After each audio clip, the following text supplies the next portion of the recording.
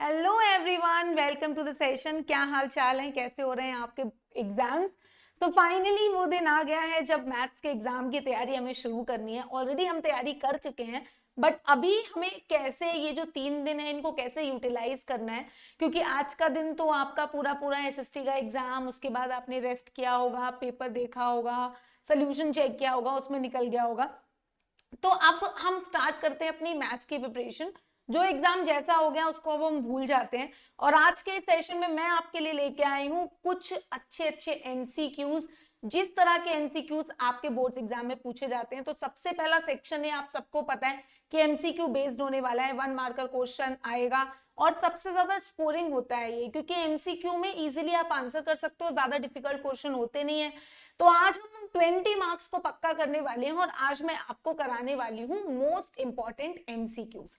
Let's start today's session without wasting the time, क्योंकि इतना time नहीं है हमारे पास, जल्दी जल्दी हमें क्वेश्चंस करने और आगे बढ़ना है। चलिए, so the product of a non zero rational and a irrational number is. तो आप सबको इस क्वेश्चन का पता है कि बहुत ही आसान है। एक नॉन जीरो रेशनल और एक इरेशनल नंबर का प्रोडक्ट कितना होगा। तो नॉन जीरो रेशनल हम 2 बोल देते हैं और एक इरेशनल हम √2 बोल देते हैं या √3 बोल देते हैं। तो हमें समझ में आ रहा है कि एक इरेशनल नंबर ही होगा, that means always irrational. C will be the right answer. आपको सारे क्वेश्चंस के आंसर्स करने हैं और आज के इस सेशन के बाद ही आपको पता चलेगा कि आपकी कितनी प्रिपरेशन हो गई है। बाय द वे, मैं आपके लिए कल लेके आ रही हूँ फुल सिलेबस मैराथन सेशन, जरूर उसको ज्वाइन करिएगा। आपका पूरा का पूरा सिलेबस मैं यहाँ पे आपको रिवाइज कराऊंगी। चलिए, नेक्स्ट क्वेश्चन आपकी स्क्रीन पे आ रहा है, √2 times the distance between the 2 points. अगर मैं इन दोनों पॉइंट्स के बीच की डिस्टेंस का √2 टाइम्स कर दूं तो उसमें क्या मिलेगा। डिस्टेंस फॉर्मूला हम सबको पता है क्या होता है, दोनों के एक्स कोऑर्डिनेट्स के डिफरेंस का स्क्वायर प्लस दोनों के वाई कोऑर्डिनेट्स के डिफरेंस का स्क्वायर। दैट मींस आपको यहाँ पे मिलता है 25 + 25, दैट इज आपको मिलता है 5√2। और अगर, क्योंकि आप इसे लिख सकते हो 2 × 25, दैट मीन्स 25 स्क्वायर रूट से बाहर 5 आ जाता है। अब इसको √2 टाइम्स अगर हम कर देते हैं तो हमें √2 टाइम्स करने पे मिल जाता है 10। सो यहाँ पे हमारा करेक्ट आंसर आ रहा है इस क्वेश्चन का 10। बहुत ही सिंपल आसान सा क्वेश्चन है। नेक्स्ट क्वेश्चन आपकी स्क्रीन पे आ रहा है, the circumference of the circle of diameter 21 centimetre. Diameter is given as 21 centimeter, that means radius will be 21/2. Now circumference it is asking, that is 2 pi r, that is 2 × 22/7 × r is 21/2. So आपको यहाँ पे मिलने वाला है कितना, आप यहाँ पे देख सकते हो, आप यहाँ पे देख सकते हो 66 centimetre will be the right answer of the given question, that is a. Simple question है, स्कोरिंग क्वेश्चन है, 20 मार्क्स आपके पक्के हो जाने वाले हैं अगर आप आज के सारे क्वेश्चंस के आंसर कर दोगे। दैट मींस आपकी पूरी तैयारी हो चुकी है 1 मार्कर की। तो आपको अपने आंसर्स खुद ब खुद करने हैं, मेरे आंसर देने का वेट नहीं करना है। चलिए, नेक्स्ट क्वेश्चन आपकी स्क्रीन पे है, if alpha and beta are the zeros of the polynomial x² - px + 1 - c such that alpha + 1 × beta + 1 = 0, then c will be कितना होगा। तो अगर अल्फा एंड बीटा इस पॉलिनोमियल के जीरो हैं तो अल्फा + 1 × बीटा + 1 अगर जीरो है तो c की वैल्यू क्या होगी। वी ऑलरेडी नो कि अगर मैं इस पॉलिनोमियल को सही से लिखूं, पहले अगर मैं इसको स्टैंडर्ड फॉर्म में कन्वर्ट कर देती हूं तो यहाँ पे मुझे मिल रहा है a का वैल्यू 1, b का वैल्यू है -p और c का वैल्यू है -p - c। That means alpha plus beta की जो वैल्यू होती है वो होती है -b/a। दैट मीन्स आपको मिल जाएगी -p/1, दैट इज p। और अल्फा इंटू बीटा आपका होता है c/a, that is -p - c, आपको यहां से मिल जाने वाला है। नाउ अल्फा + 1 × बीटा + 1 जब आप 0 से इक्वेट कराओगे तो आपको मिलेगा alpha beta plus alpha plus beta plus 1 = 0। Alpha into beta की वैल्यू है -p - c और अल्फा प्लस बीटा की वैल्यू है p प्लस 1 = 0। p से p कैंसिल हो गया है और आपका यहां से c का वैल्यू निकल के आ जाने वाला है 1। So the correct answer of the given question will be 1। Okay, understood. Simple है, relationship between zeros and coefficient का क्वेश्चन था। बहुत आसानी से आप इस क्वेश्चन को कर सकते हैं, ज्यादा टेंशन लेने की आपको जरूरत ही नहीं है। Which of the equation has the solution x equals to 2 and y equals to 1, इनमें से किस इक्वेशन का सोल्यूशन ये है? सिंपल है, आपको जस्ट सब्स्टिट्यूट करके चेक कर लेना है। तो x की जगह पे हम 2 पुट कर देते हैं, यहाँ पे तो मिल जाएगा 2 इंटू 2, और y की जगह पे हम 1 पुट कर देते हैं तो हमें मिल जाएगा ये, तो यहाँ पे मिल जाएगा 4 + 7 दैट इज 11 ओनली, यानी कि ए इसका सबसे सही आंसर है। बाकी किसी इक्वेशन को ये दोनों सेटिस्फाई नहीं कर रहे हैं, आप चेक भी कर सकते हो, ठीक है। चलिए आगे बढ़ते हैं। इसी के साथ साथ आपको पूछा गया है 119 स्क्वायर माइनस 111 स्क्वायर, ये किसके इक्वल होगा? तो इसको सॉल्व करने के लिए आसान सा तरीका है, आप a square minus B square का आइडेंटिटी यूज कर लीजिए, जो कि हो जाएगा a plus B into A minus B. That means आपको मिल जाएगा 119 प्लस 111 एंड साथ में आपको मिल जाएगा 119 माइनस 111, और जब आप इसे सॉल्व करोगे तो आपको मिल जाएगा ये कितना, आपको मिल रहा है ये 230 या, और आपको यहाँ पे कितना मिल रहा है? ये मिल रहा है आपका यहाँ पे 8। और आप इन दोनों को आप खुद बता सकते हो कि ये कैसे नंबर्स हैं। ऑब्वियसली आप देख के यहाँ पे इसका आंसर कर सकते हो। आपको 230 इंटू 8 मिल रहा है, आप खुद बता सकते हो कि ये एक कॉम्पोजिट नंबर है, ये प्राइम तो है नहीं, ऑड प्राइम नंबर भी नहीं हो सकता क्योंकि यहाँ पे 8 साथ में और इसके फैक्टर्स हैं ऑलरेडी, तो प्राइम तो लिस्ट से बाहर हो गया पहले ही, ठीक है। ऑड इसलिए नहीं है क्योंकि इसमें 8 आ रहा है, लास्ट में 0 आ रहा है, तो ये इवन हो जाएगा, simple.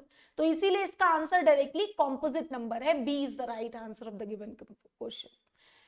The probability that a non leap year has 53 Sundays, बहुत ही अच्छा क्वेश्चन है। इस तरह का क्वेश्चन 1 मार्कर में आपको बहुत पूछा जाता है। नॉन लीप ईयर, तो आपको मैं कई बार ऐसे क्वेश्चंस करा चुकी हूं कि एक होता है आपका लीप ईयर, एक होता है आपका नॉन लीप ईयर, है ना। पहले एक बार चेक कर लेते हैं कि सेशन सही चल रहा है, कहीं ऐसा तो नहीं है कि सेशन नहीं, एवरीथिंग इज गोइंग फाइन, है ना। सो अगर हम बात करें नॉन लीप ईयर की, तो बच्चा नॉन लीप ईयर की अगर हम बात करें तो हमारा जो लीप ईयर होता है उसमें 365 डेज होते हैं, सॉरी नॉन लीप ईयर में 365 डेज होते हैं। 365 डेज का मतलब क्या होता है कि 52 वीक कंप्लीटेड होते हैं और एक दिन एक्स्ट्रा होता है। अब अगर 52 कंप्लीटेड वीक्स हैं, दैट मींस हर दिन 52 टाइम्स आ रहा है। अगर मैं आपसे कहती हूँ कि 52 वीक्स कंप्लीटेड है, मतलब मंडे 52 टाइम्स आ रहा है, ट्यूसडे 52 टाइम्स आ रहा है, वेंसडे 52 टाइम्स आ रहा है, संडे 52 टाइम्स आ रहा है, अब वो 53 होगा। इसका मतलब क्या है कि ये जो एक दिन है ये भी संडे हो जाए, तो इस एक दिन को संडे होने की प्रोबेबिलिटी क्या है? आपके पास फेवर में एक दिन है और टोटल डेज हैं 7, क्योंकि वो दिन मंडे भी हो सकता है, ट्यूसडे भी हो सकता है, वेंसडे भी हो सकता है, थर्सडे भी हो सकता है, फ्राइडे भी हो सकता है, सैटरडे भी हो सकता है, संडे भी हो सकता है। तो इसका आंसर हो जाएगा 1/7। ये आंसर तो आपको याद भी हो तो भी बहुत आसान है।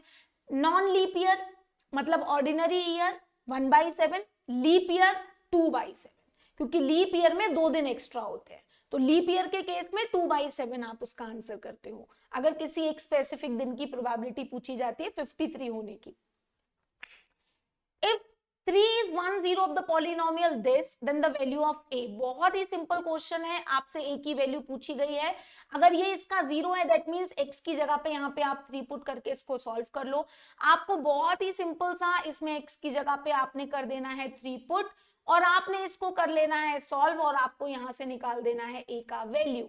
Simplest question ever. ये बन जाएगा 81, ये बन जाएगा 9a, ये बन जाएगा 9, ये बन जाएगा 5 और ये बन जाएगा 0। बस अब आप इसको सिंप्लीफाई करेंगे, ठीक है, ओके। और यहां से आप आसानी से a की वैल्यू को निकाल देंगे और आपका आंसर यहाँ पे सामने आपको दिख रहा है, 95/9 will be the right answer. Halwa question है, ठीक है। आगे बढ़ते हैं। कहता है कि ये किस क्वाड्रेंट में लाई करता है? यार इसका आंसर तो 9th क्लास 8th क्लास में हम ये पढ़ के आए हैं। क्वाड्रेंट सिस्टम हमने आपको ऑलरेडी पढ़ा रखा है कि ये पॉजिटिव होता है दोनों, इसमें x नेगेटिव y पॉजिटिव होते हैं। सेकेंड क्वाड्रेंट आपको डायरेक्टली यहाँ पे दिख रहा है, तो second quadrant will be the right answer. बस इसमें बच्चे कंफ्यूजन में कई बार सेकेंड और फोर्थ में कंफ्यूज हो जाते हैं, तो याद रखना है सेकेंड क्वाड्रेंट में माइनस पॉजिटिव होता है और फोर्थ क्वाड्रेंट में पॉजिटिव माइनस होता है, ठीक है। चलिए नेक्स्ट क्वेश्चन आपकी तरफ लेके चलते हैं। The sum of the two numbers is 137 and their difference is 43. The situation can be algebraically expressed as, अगर दो नंबर्स का सम 137 है और उनका डिफरेंस 43 है तो इस सिचुएशन को हम कैसे एक्सप्रेस करेंगे? सिंपल है, दो नंबर्स का सम अगर 137 है तो उसको हम ऐसे लिखते हैं, दो नंबर का डिफरेंस अगर 43 है तो हम उसको ऐसे लिखते हैं। तो ये सिचुएशन आप यहाँ पे डायरेक्टली देख सकते हो कि सी है।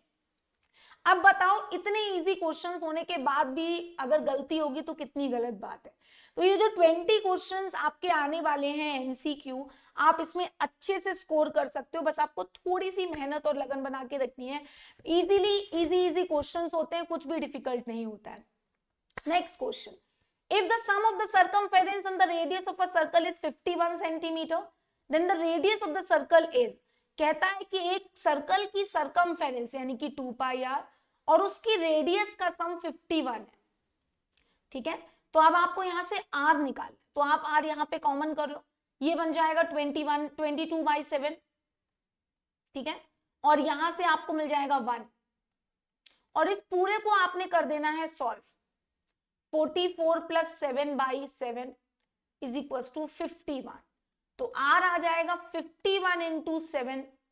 ठीक है, और ये बन जाएगा 51, तो यहां से रेडियस आ रही है 7 सेंटीमीटर।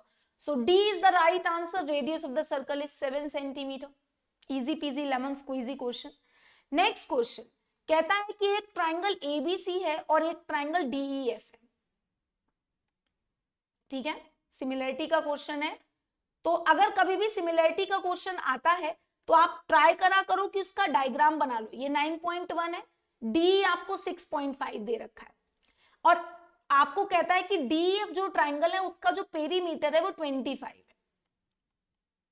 तो अगर दोनों ट्राइंगल सिमिलर हैं, मैं आपको यहाँ पे बहुत ही अच्छी सी बात बताने वाली हूं, अगर दो ट्राइंगल सिमिलर हैं तो उनकी साइड्स की रेशियो उनके पेरीमीटर्स के रेशियो के इक्वल होती है। ठीक है, ये एक रेशियो एंड प्रोपोर्शन का रूल होता है। ठीक है, ये एक रेशियो एंड प्रोपोर्शन का रूल है, जैसे कि 2/4 जो है अगर वो 3/6 के इक्वल है, ऑब्वियसली इक्वल है, तो क्या आपका 2 + 3 एंड 4 + 6 भी आपस में इक्वल होगा? बिल्कुल होगा, है। तो अगर तीन क्वांटिटी के बारे में बात करें तो सेम कंडीशन है, अगर a/b is equal to c/d is equal to e/f है, तो यहां से a + c + e divided by b + d + f, ये भी इसके इक्वली आता है। तो अगर दो ट्राइंगल्स, इनकी जो रेशियो है ab/de, वो इनके पेरीमीटर्स के रेशियो के इक्वल होगी, यानी कि perimeter of triangle abc divided by perimeter of triangle def। अब आपको यहाँ पे AB पता है, DE पता है, DF का पेरीमीटर पता है, आपको ABC का पेरीमीटर पूछा गया है, तो आप 9.1, 6.5 और 25 की वैल्यू सब्स्टिट्यूट करके यहां से आप DEF ट्राइंगल की पेरीमीटर, ABC ट्राइंगल की पेरीमीटर को कैलकुलेट कर सकते हो। 35 सेंटीमीटर का आंसर आ जाएगा। जस्ट आपको सिर्फ और सिर्फ क्या करना था, जस्ट अ मिनट, या सारी वैल्यूज पुट कर देनी थी और फिर आपको इसको सिंप्लीफाई कर लेना था, कैलकुलेशन कर लेना था। ठीक है, बस सिंप्लीफाई करना है उसके बाद इसमें सब कुछ। नेक्स्ट क्वेश्चन, ए दे रखा है 2³ × 3, बी के दे रखा है 2 × 3 × 5, सी दे रखा है 3 to the power n × 5। ABC का एलसीएम दे रखा है और आपसे एन की वैल्यू पूछी गई है। आपको पता होना चाहिए कि एलसीएम में जो पावर होती है किसी की वो मैक्सिमम जाती है। ठीक है, तो यहाँ पे 3 की पावर 1 है, यहाँ 3 की पावर 1 है, लेकिन एलसीएम में 3 की पावर 2 है। तो ये 3 की पावर 2 कैसे आई होगी? जब यहाँ पे n की वैल्यू 2 रही होगी। अगर यहाँ पे 3 n की वैल्यू 2 होगी तभी इनके एलसीएम में 3 की पावर 2 आ पाएगा। दैट मीन्स यहाँ पे b जो आएगा वो 2 आ जाएगा। ठीक है, सिंपल है, कुछ मुश्किल नहीं है इसमें। A paper is in the form of the rectangle ABCD in which AB is equals to 18 centimeter, BC is equals to 14 centimeter, a semicircular portion with BC as a diameter। आपको ये AB दे रखा है, ये C दे रखा है, BC is the diameter, BC is the diameter कितना, BC कितना दे रखा है 14 और ये दे रखा है 18।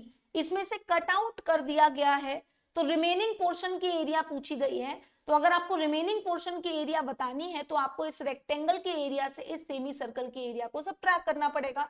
रेक्टेंगल की एरिया हो जाएगी 18 × 14, इसमें से आपको सब्ट्रैक्ट कर देना है सेमी सर्कल की area, that is 1/2 pi × r², क्योंकि इसका डायमीटर 14 है तो रेडियस हो जाएगी 14/2। बस अब आपको इसे कर लेना है simplify and that's it, you will get the answer. Simplest question ever, बहुत ही आसान क्वेश्चन है ये वाला और अब आपको बस कैलकुलेशन करके एरिया को निकाल देना है, ठीक है, कुछ भी नहीं है इसमें, बस एरिया को सबट्रैक्ट कर देना, ठीक है। चलिए, if the zeros of the quadratic polynomial are 4 and 5 then m और n की वैल्यू पूछी गई है। तो अगर इसके जीरोस 4 and 5 हैं तो जो सम ऑफ द जीरोस होगा वो होगा -b अपॉन a, है ना, और यहां से हो जाएगा 4 + 5। अब यहाँ पे b कितना आ रहा है, m+1, और a कितना है 1, और ये दे रखा है आपको 9, ठीक है। तो m+1 यहां से आ जाएगा -9, ठीक है, और m यहां से आ जाएगा -10। सिमिलरली आप प्रोडक्ट भी लगा सकते हो, तो जो आपका प्रोडक्ट होता है वो होता है c अपॉन a, और प्रोडक्ट यहाँ पे दे रखा है 4 × 5, यानी कि n/1 आपको यहाँ पे दे रखा है 20, तो n यहां से आ रहा है 20। तो साफ साफ आपको दिख रहा है कि c is the right answer. Relationship between zeros and coefficient हमें यहाँ पे यूज कर लेना है, वैल्यूज को सब्स्टिट्यूट कर देना है और हमें इसका आंसर दे देना है। नेक्स्ट क्वेश्चन कहता है कि ये पॉइंट इन दोनों का मिड पॉइंट है, तो a की वैल्यू बताओ। तो 6, -5 यहाँ पे है, 2, -3 यहाँ पे है, इन दोनों का मिड पॉइंट आपको a/3, -4 दे रखा है। तो मिड पॉइंट का फॉर्मूला लगा देते हैं, आपको a की वैल्यू पूछी गई है, तो आएगा x1 + x2 / 2 = a/3। ये आपका x1 है, ये आपका x2 है, यानी कि 6 + 2 / 2 = a/3। और अब आपको यहां से बस a की वैल्यू को निकाल देना, ठीक है। तो a की वैल्यू निकल के आ जाएगी कितनी, 12। 12 will be the right answer, that is a is the right answer of the given question, simplest question। Next question, am is not equals to bl, then the pair of equation ax + by + c is equals to 0 and lx + ny + n equals to 0 has कैसे solution होंगे। तो अगर मैं इसकी बात करूं am is not equals to bl, तो मैं इसको डायरेक्टली लिख सकती हूँ a/l is not equals to b/m। अगर इनके x कोफिशिएंट्स की ratio a1/a2 is not equals to b1/b2 है, तो इसका मतलब है कि वो जो लाइंस हैं वो इंटरसेक्टिंग है, मतलब उनका यूनिक सोल्यूशन है।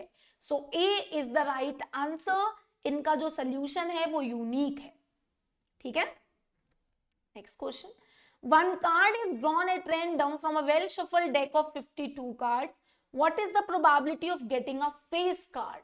बेटा 52 कार्ड्स हैं, ठीक है। फेस कार्ड कौन कौन से होते हैं, किंग, क्वीन, जैक। हर कैटेगरी में 3 फेस कार्ड्स होते हैं और टोटल कैटेगरी 4 होती है, तो टोटल फेस कार्ड्स कितने हो गए, 4 × 3 यानी कि 12। तो जो टोटल फेस कार्ड्स होते हैं वो हो गए आपके पास यहाँ पे 12, और आपके फेवर में 12 कार्ड्स हैं और टोटल कार्ड्स हैं 52। तो probability of getting a face card is 12/52। You can just simplify this and you will get the answer, ठीक है। बस अब आप इसको सिंप्लीफाई करके आंसर निकाल सकते हो, है ना, सिंपल है, इसको कैंसिल आउट कर लो, ठीक है। अंडरस्टूड, आगे बढ़े, ठीक है, क्लियर हो रहा है। 4 से कैंसिल हो जाएगा ये, ठीक है, 3/13 आ जाएगा। Next question, the coordinates of the point which is reflection of the point in x axis. तो ये वाला जो मेरा पॉइंट है वो है -3,5, इसका एक्स एक्सिस के रिस्पेक्ट में रिफ्लेक्शन आ रहा है, तो रिफ्लेक्शन कहां जाएगा, यहां जाएगा, और इसमें कोऑर्डिनेट बन जाएगा -3, -5, यानी कि सी इज द राइट आंसर। अगर इसी का रिफ्लेक्शन y को एक्सिस के रिस्पेक्ट में पूछता तो यहां बनता, ठीक है। सो नेक्स्ट क्वेश्चन करते हैं, ये नंबर कैसा है, इंटीजर है, रेशनल है, इरेशनल है, या कैसा भी नहीं है। तो 1 3 1 1 3 1 1 3 4 times 1 3 and so on, so obviously it is non terminating, non repeating, मतलब एक इरेशनल नंबर है। अब इतने हलवा क्वेश्चन भी अगर गलत होंगे तो कैसे काम चलेगा, और ऐसे ही क्वेश्चन आपको 1 मार्कर में पूछे जाएंगे, आपको बहुत ज्यादा डरने की जरूरत नहीं है। Next question, the diameter of a wheel is 1.26 metre, how far will it travel in 400 revolution. Wheel की डायमीटर 1.26 मीटर दे रखी है, यानी कि रेडियस बन जाएगी कितनी 1.26 डिवाइडेड बाई 2 यानी कि 0.63 मीटर। ठीक है, एक रिवॉल्यूशन में वो कितनी डिस्टेंस ट्रेवल करेगा वो निकालने के लिए हमें उसकी सरकमफेरेंस निकालनी पड़ेगी, यानी कि 2 इंटू 22/7 इंटू 0.63 मीटर, इतनी डिस्टेंस एक रिवॉल्यूशन में कर रहा है। ठीक है, यानी कि हम इसको कैंसिल कर सकते हैं, बट अभी लीव इट, बाद में करेंगे। और अब हमें 400 रिवॉल्यूशन में अगर निकालना है तो 400 रिवॉल्यूशन के लिए हम इस डिस्टेंस को मल्टीप्लाई कर देंगे 400 से, ऐसे।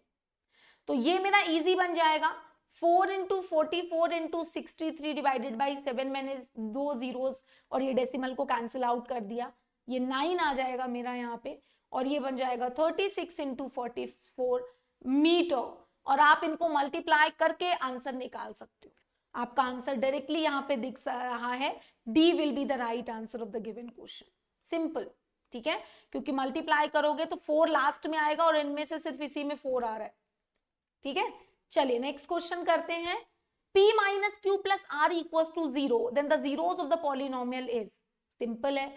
अब अगर आपको दिख रहा है कि x p के साथ पॉजिटिव है, q के साथ नेगेटिव है, मतलब x की जो वैल्यू है वो नेगेटिव रही होगी, क्योंकि जब आप माइनस को स्क्वायर करोगे तो पॉजिटिव हो जाएगा। तो अगर आप यहाँ पे x की जगह पे -1 पुट करते हो तो क्या बनता है, आप खुद यहाँ पे चेक कर सकते हो।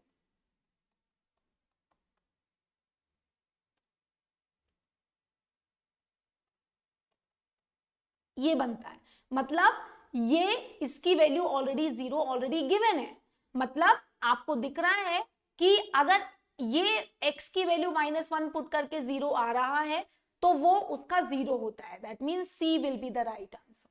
ठीक है, -1 विल बी इट्स 0, -1 इसका 0 हो जाएगा।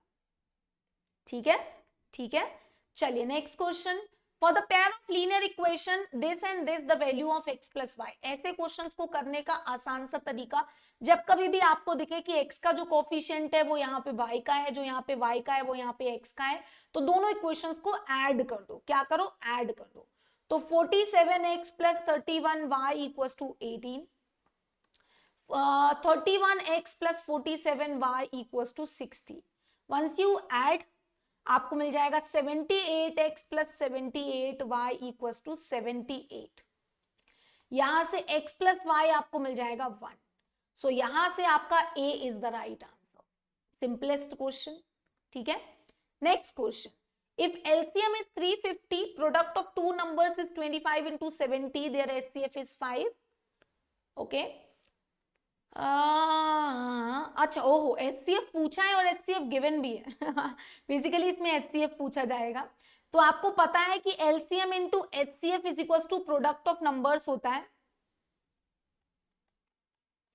आप यहाँ पे LCM पुट करके HCF निकाल सकते हो, आंसर ऑलरेडी गिवन था, तो आप डायरेक्टली इस रिलेशन में LCM और HCF की वैल्यू पुट करिए और यहाँ से HCF निकाल दीजिए। ठीक है, चलिए, कहता है कि इस पॉइंट की डिस्टेंस बताओ x एक्सिस से। तो अगर मैं इस पॉइंट को प्लॉट करूं तो x की वैल्यू 2 और y की वैल्यू 11, यानी कि ये पॉइंट कुछ यहां होगा। अब इसकी x एक्सिस से डिस्टेंस कितनी होगी, ये वाली, और ये डिस्टेंस कितनी होगी, ये वाली, यानी कि x एक्सिस से डिस्टेंस इसकी हो जाएगी 11 यूनिट। तो अगर किसी पॉइंट की x एक्सिस से डिस्टेंस पूछी जाती है तो वो उसका y कोऑर्डिनेट का जो मैग्नीट्यूड होता है वो होता है, और y एक्सिस से पूछी जाती है तो उसका x कोऑर्डिनेट का जो मैग्नीट्यूड होता है वो होता है। ठीक है, now a bag contains 3 red and 7 black balls, a ball is taken out of the bag at random, what is the probability of getting a black ball? Total balls are 3 plus 7 that is 10, और आपसे black ball की probability पूछी है, तो black ball है कितनी, 7 है, तो ब्लैक बॉल की प्रोबेबिलिटी कितनी हो जाएगी, 7/10। टोटल बॉल्स हैं 10 और ब्लैक बॉल्स हैं 7, तो उन 7 में से किसी एक बॉल के आने की प्रोबेबिलिटी हो जाती है 7/10। Probability is one of the easy chapter. The area of the quadrant of a circle whose circumference is 44 centimeter is, कहता है कि quadrant of a circle whose circumference is 44 centimeter, ठीक है, quadrant of a circle, quadrant का area कितना होता है 1/4 pi are square, 22/7 44 into 44, ठीक है, तो ये 11 हो जाएगा। और इसको बस आपको सिंप्लीफाई कर लेना है, क्वाड्रेंट की एरिया पूछी गई है, quadrant is 1/4 of the circle basically, तो 1/4 ऑफ द सर्कल आपको कर लेना है, बस इसे सॉल्व। एक मिनट सरकमफेरेंस दे रखा है, आई एम सो सॉरी, कोई मैं सोचूं ऐसा वियर्ड सा क्यों आ रहा है, चलो मैं फिर से बताती हूँ। सरकमफेरेंस 44 दे रखा है, वो मैं सोचू कैंसिल क्यों नहीं हो रहा है, तो आपको 2 पाई आर दे रखा है 44, पहले आप यहां से रेडियस निकालो,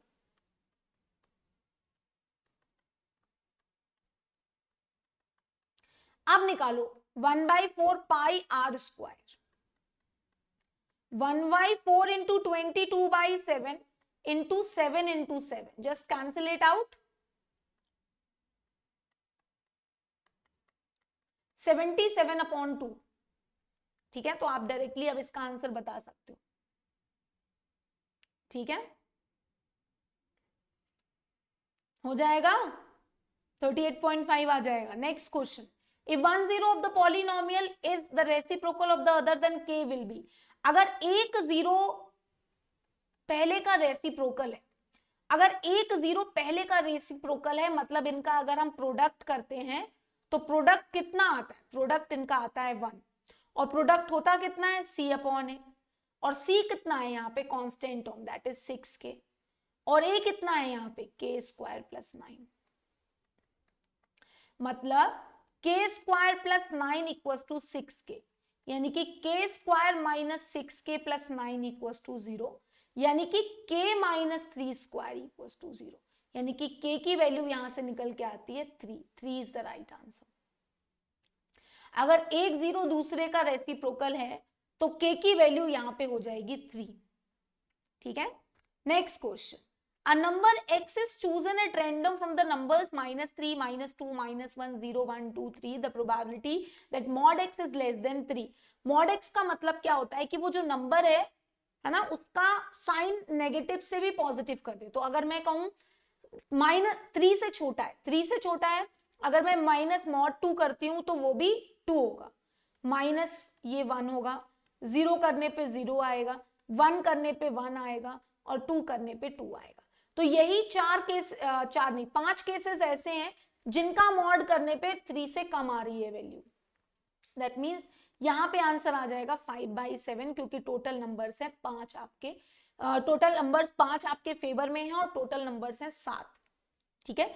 मॉड का क्या काम होता है, मॉड का काम होता है जब मॉड साइन हटता है तो वो उस नंबर को माइनस नेगेटिव नंबर से, नेगेटिव उसके अंदर अगर कुछ होता है, अगर अंदर नेगेटिव है तो वो उसको नेगेटिव से मल्टीप्लाई कर देता है, ठीक है, तो इसका आंसर आ जाएगा 5/7, ठीक है। Next question, there are deer and peacock in a zoo, by counting heads they are 52, the number of their legs is 176, तो जो डियर होंगे उनके 4 लेग्स होंगी और जो पीकॉक है उनकी 2 लेग्स होंगी, लेकिन हेड तो सबके सेम होंगे, तो लेट सपोज डियर को हम डी से रिप्रेजेंट कर देते हैं और पीकॉक को हम पी से रिप्रेजेंट कर सकते हैं, तो अगर उनके टोटल हेड जो है वो आपके 52 हैं तो एक इक्वेशन तो यही बन गई। अब अगर हम लेग्स की बात करते हैं तो एक डियर के पास 4 लेग है यानी कि 4d, और एक पीकॉक के पास 2 लेग है यानी कि 2p, तो ये बन जाएगा आपका 176। Now these are the two equations, you need to just simplify both the equation, you can use any method, I will multiply this by 2, I will get 2d + 2p is equals to 104, ठीक है। Now I will subtract all of them, I will get 2d is equals to 2, ठीक है, और ये 7 ही रहेगा, तो यहां से हम d की वैल्यू को निकाल सकते हैं, 72/2 यानी कि 36, डी 36 आ रहे हैं, तो अब हम पीकॉक भी निकाल सकते हैं, 52 - 36 यानी कि 16 आ जाएगा, ठीक है, ठीक है। चलिए नेक्स्ट क्वेश्चन करते हैं, विच of the following rational number have terminating decimals, terminating decimal के लिए डिनोमिनेटर में 2 और 5 के फैक्टर्स होने चाहिए, तो अगर हम 60/50 की बात करें तो इसके डिनोमिनेटर में 5 × 5 × 2 आ रहा है, और हम इसको कैंसिल भी कर सकते हैं, मतलब इवन हम इसको ऐसे कैंसिल भी कर सकते हैं, तो first one is the terminating decimal expansion, but in case of the second one ये कैंसिल आउट नहीं हो सकता और ना ये टर्मिनेटिंग है, क्योंकि इसके डिनोमिनेटर में 2 के अलावा भी 3 के भी फैक्टर्स आ रहे हैं, ठीक है, तो ये नहीं है। इसकी भी बात करें तो 7 इंटू 3 बिल्कुल नहीं है। इसकी अगर हम बात करें तो इसके डिनोमिनेटर में अगेन, ठीक है, कितना बन जाएगा अगर हम इसकी बात करते हैं तो ये, तो इसके डिनोमिनेटर में भी 5 एंड 2 के फैक्टर्स आ रहे हैं, that means fourth one is the also terminating decimal expansion, that is 1 and 4th are the correct answer, क्योंकि उनके डिनोमिनेटर में 5 एंड 2 के फैक्टर्स आ रहे हैं, बाकी किसी के में नहीं आ रहे, ठीक है। The minute hand of a clock is 6 centimeter long, then the area of the face of the clock described by the minute hand is 35 minutes.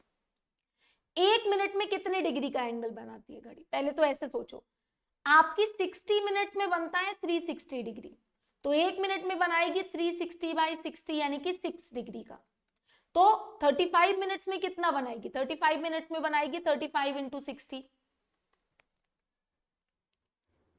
ठीक है। 35 मिनट्स में कितना, sorry 6, 35 into 6, I am so sorry, 35 into 6, ठीक है,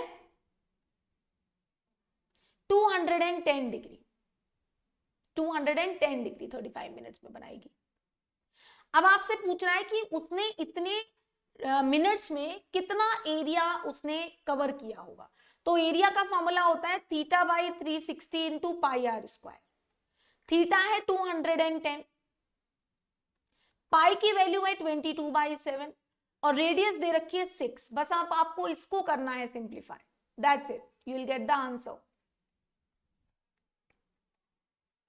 बस इसको solve कर लीजिए और आपको यहां पे आंसर निकल के आ जाएगा।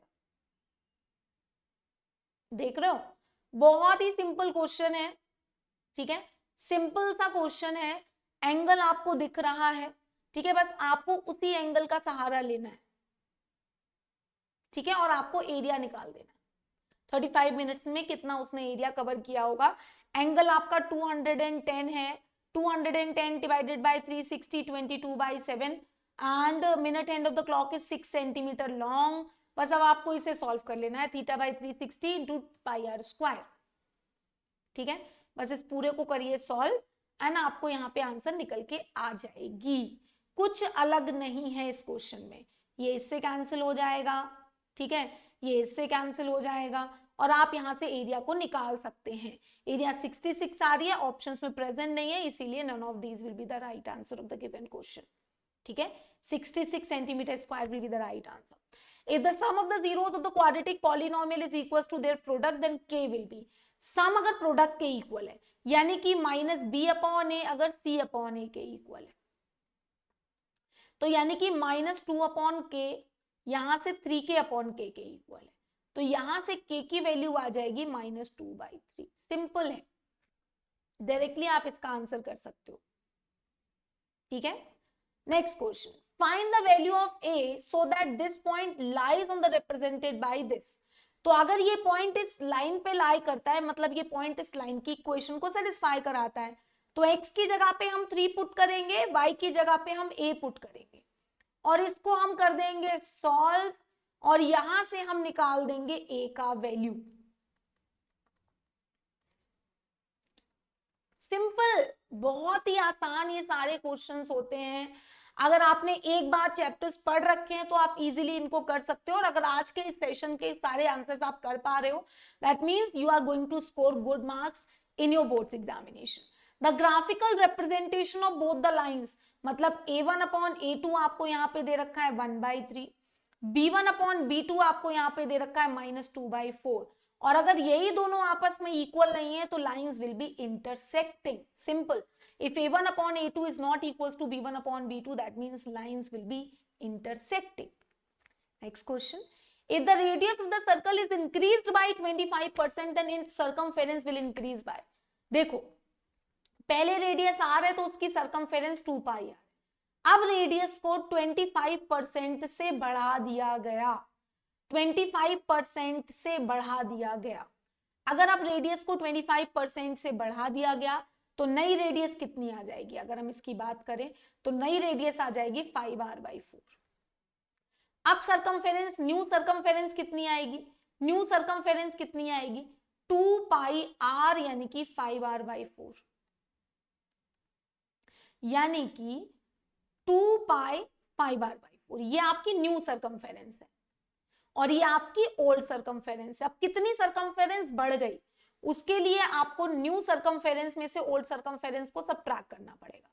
तो 2 पाई 5r/4 माइनस 2 पाई r, यहां से हम 2 पाई r को अगर कॉमन कर लें तो बनेगा 5/4 माइनस 1, यानी कि 2 पाई r कितनी बढ़ गई यहां पे 1/4।